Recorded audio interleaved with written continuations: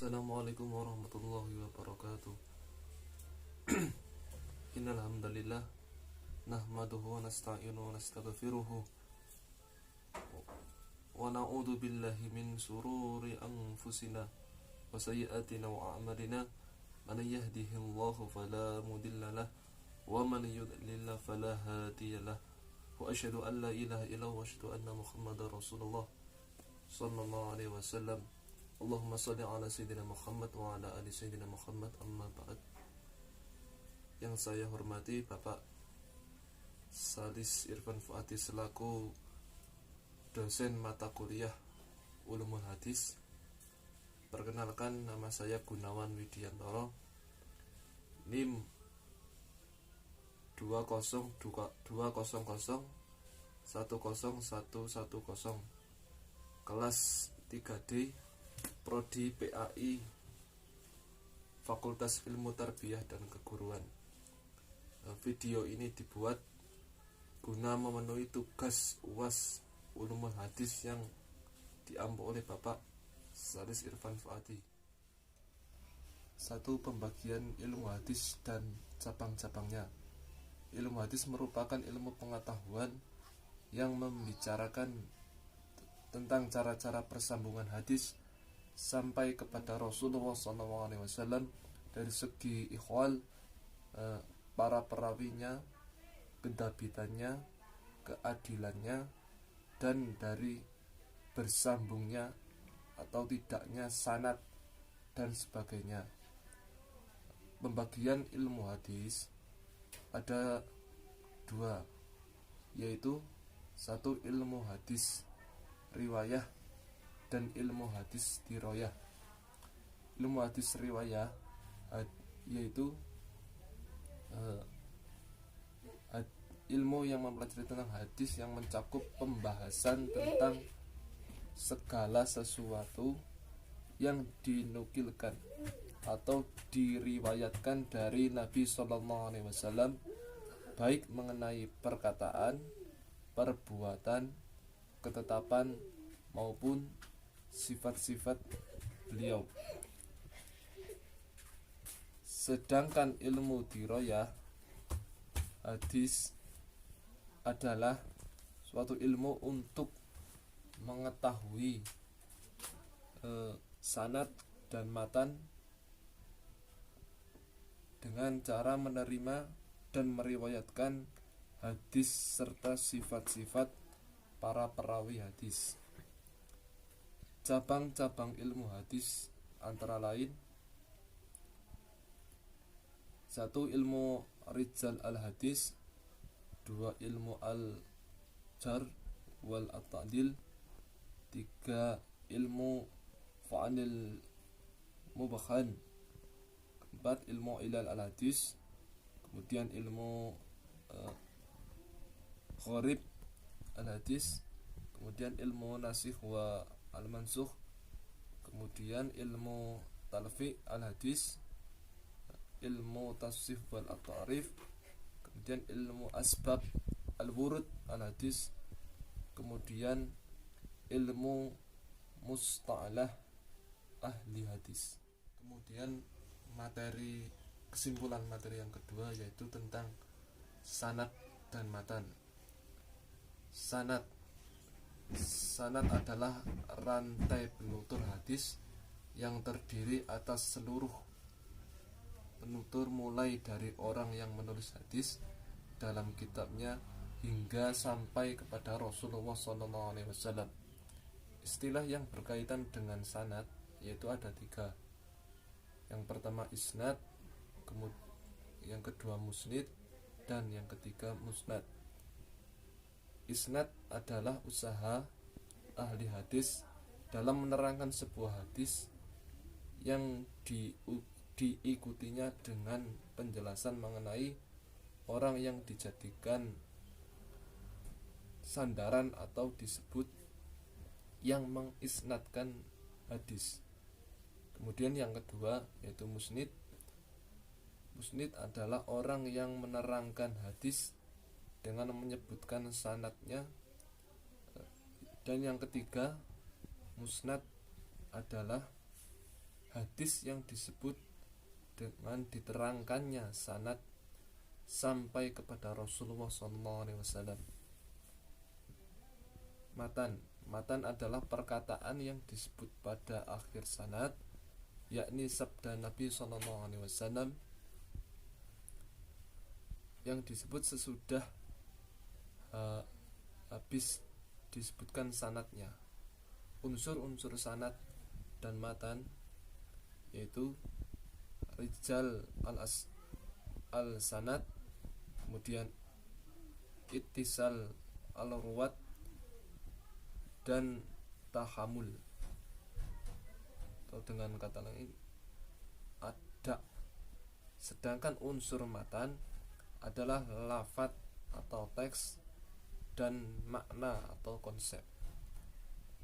Pendokumentasian hadis merupakan hal yang sangat penting dalam menjaga keautentikan sebuah hadis.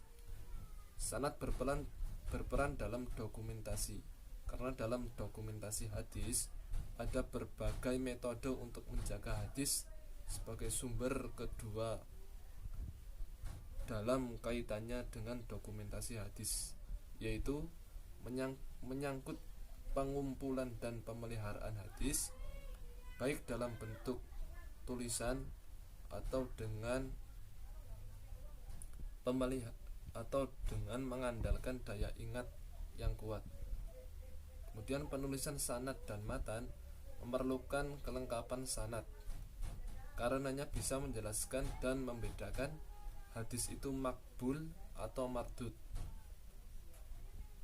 Dan juga sumber berita sanad menjadi dasar dalam menjaga bercampurnya hadis palsu atau tidak. Kandungan matan secara umum adalah teks yang terdapat di dalam matan suatu hadis mengenai suatu peristiwa atau pernyataan yang disandarkan kepada Rasulullah SAW, atau tegasnya kandungannya. Matan merupakan redaksi dari matan suatu hadis, seperti tentang kegiatan berladang, bercocok tanam, pengairan atau irigasi, masalah hutang piutang, perselisihan, dan sebagainya. Kemudian kesimpulan nomor 3 yaitu mengenai hadis mutawatir. Hadis mutawatir adalah hadis yang diriwayatkan oleh banyak rawi, baik dari tobaqat pertama atau sahabat sampai kepada tobaqat yang terakhir, yaitu tabi'at tabi'un. Dengan demikian penyebutan hadis dengan jenis ini akan sangat dipengaruhi oleh kualitas perawi dan jumlah perawi dalam setiap tingkatan. Dilihat dari cara periwayatannya, hadis mutawatir dapat dibagi menjadi 2 bagian, yakni satu hadis mutawatir lafzi, merupakan hadis yang apabila dilihat dari sisi susunan kalimat dan maknanya memiliki kesamaan antara satu periwayatan dengan periwayatan lainnya. Yang kedua, hadis mutawatir maknawi adalah hadis yang rawi-rawinya berlainan dalam susunan redaksinya, tetapi di antara perbedaan itu masih menyisakan persamaan dan persesuaian, yakni pada prinsipnya. Dengan kata lain, hadis yang dalam susunan redaksi kalimatnya menggunakan kata-kata yang berasal dari perawi itu sendiri. Kemudian materi yang keempat yaitu hadis ahad. Lawan dari hadis mutawatir adalah hadis ahad. Hadis ahad yakni hadis yang dilihat dari sisi penutur dan perawinya tidak mencapai tingkatan mutawatir, atau terkadang mendekati jumlah hadis mutawatir. Berbeda dengan hadis mutawatir, hadis ahad mengalami percabangan. Percabangan ini dilatar belakangi oleh jumlah perawi dalam masing-masing hadis, dalam masing-masing tobaqatnya. Dalam hadis ahad dikenal dengan istilah hadis masyhur, hadis aziz, dan hadis gharib. 1. Hadis masyhur adalah hadis yang diriwayatkan oleh 3 atau lebih perawi hadis tetapi belum mencapai tingkatan mutawatir. Secara bahasa, hadis masyhur berasal dari kata syaharah yang bermakna penampakan sesuatu, kejelasan sesuatu, ketenaran sesuatu, dan penyebaran sesuatu. Sedangkan secara istilah, hadis masyhur adalah hadis yang memiliki jalan sanad lebih dari 2 perawi dan tidak mencapai derajat mutawatir.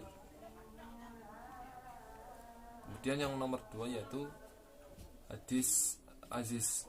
Secara bahasa, kata aziz adalah sifat musyabahah dari kata kerja azza ya'izu yang bermakna sedikit atau jarang.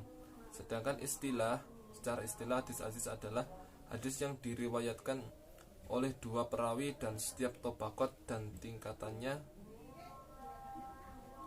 Jumlah perawi hadis aziz memang lebih sedikit dibandingkan hadis masyhur, namun lebih kuat karena diriwayatkan melalui jalur tertentu. Kemudian hadis aziz, dengan kata lain hadis aziz adalah hadis yang diriwayatkan oleh 2 orang walaupun jumlah dimaksud hanya terdapat dalam 1 tobaqat.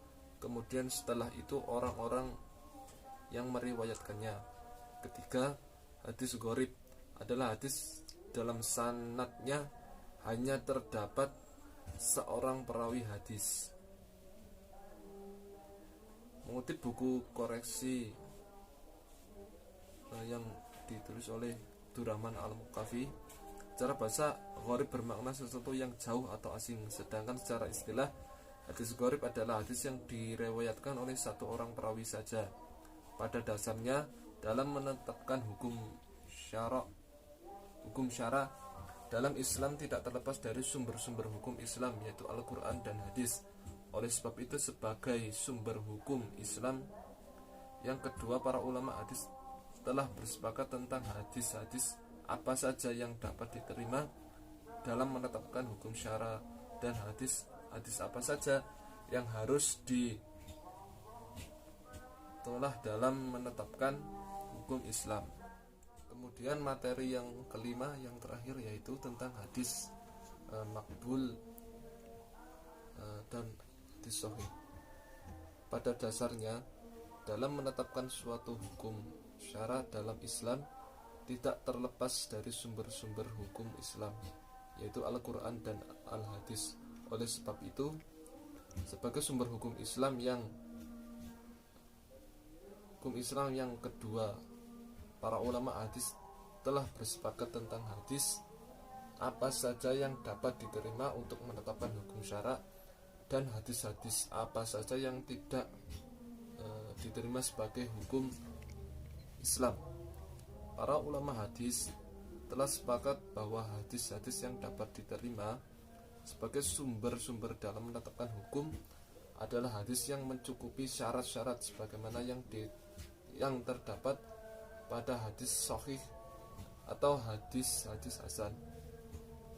Sedangkan hadis-hadis yang ditolak adalah hadis-hadis yang tidak baik, yang tidak mencukupi syarat-syarat sebagai hadis sahih atau hadis hasan, sehingga hadis ini dianggap lemah atau disebut dengan hadis dhaif dan hadis maudhu.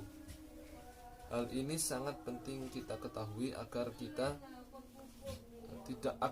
terjadi kerancuan dan keraguan dalam menetapkan suatu hukum dengan menggunakan hadis yang benar-benar yang berdasarkan pada hadis yang bersumber dari Rasulullah SAW secara langsung, sehingga hukum Islam itu benar-benar sesuai dengan tuntunan Al-Quran dan Al-Hadis. Para ulama hadis berpendirian bahwa agama tidak dapat didasarkan pada dalil-dalil yang meragukan. Di samping itu, ancaman mereka yang dinyatakan oleh Nabi SAW terhadap para pemalsu hadis telah memperkuat keyakinan ulama bahwa dalam mengumpulkan suatu hadis haruslah cermat, kritis, teliti, hati-hati agar ketika terperosok dalam kesalahan yang fatal, maka dari itu mengetahui sebab muasabab hadis itu diterima atau ditolak dalam suatu hal yang sangat penting dalam menetapkan hukum syara atau hukum syariat Islam. Sekian kesimpulan 5 materi dari mata kuliah Ulumul Hadis yang diampu oleh Bapak Salis Irfan Fuadi. Tentunya dalam menyampaikan kesimpulan 5 materi dari mata kuliah Ulumul Hadis, tentunya banyak kekurangan dan kesalahan dari saya.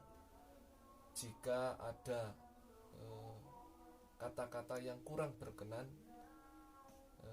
saya mohon maaf yang sebesar-besarnya. Kemudian bila ada saran atau kritikan, monggo disampaikan supaya saya dalam kedepannya untuk membuat video dapat lebih baik lagi. Kurang lebihnya mohon maaf. Wal afu minkum. Assalamualaikum warahmatullahi wabarakatuh.